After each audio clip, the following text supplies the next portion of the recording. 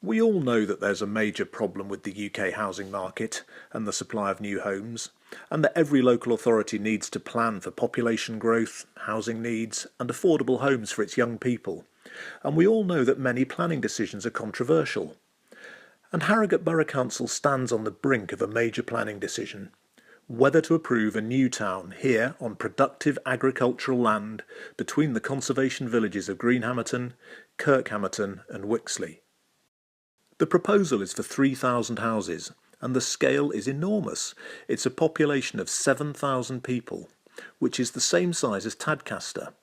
And there's no doubt that the proposed new town breaches national planning policy because it is demonstrably not sustainable and demonstrably does harm to existing communities. The plans show no significant employment opportunities and no secondary school. The intention is for children to be bused about 20 miles in a round trip to Borough Bridge. This will be nothing other than a commercially developed, car-dependent dormitory with no certainty of a meaningful amount of affordable housing. 86% of the submissions to the online consultation opposed the new town. But for most people this isn't NIMBYism.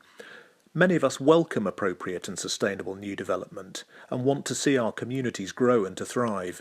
Both Hammerton and Hammerton are already providing 100 new houses that are being built right now. One of the council's main reasons for choosing this site is the fact that it has a railway line and stations. In fact, the council put considerable weight on this. But this railway is wholly unsuited to support development on this scale. It uses ancient signalling, is mainly single track, and for most of the day it only has an hourly service using old polluting diesel trains.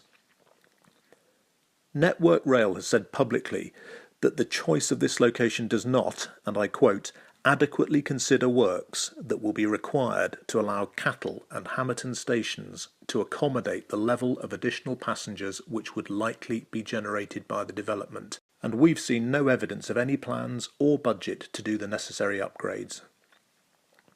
Another key reason why the council chose this site for the new town is that it has existing local services.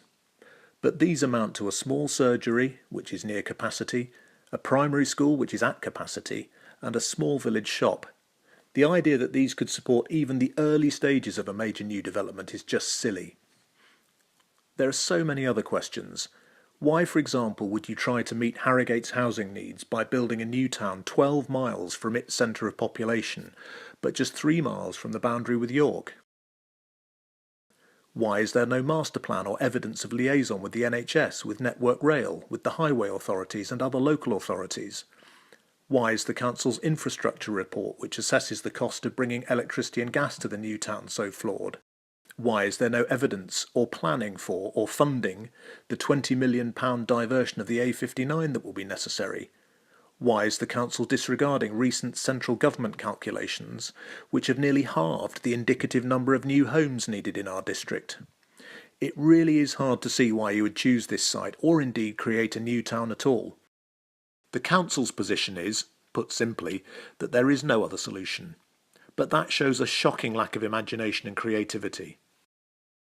Our district covers a similar area to Greater London. We've got 6 towns and 69 villages divided into 54 wards. The council says it needs to plan for about 11,000 houses between now and 2035, but if you do the calculation, that is just 12 new houses per ward per year. Of course there'll be some constraints in some places, but is it really the case that we can't manage that? That we can't build a range of homes across the whole district to meet our needs, rather than concreting over fields and sticking a vast new town on the extreme eastern edge of the district?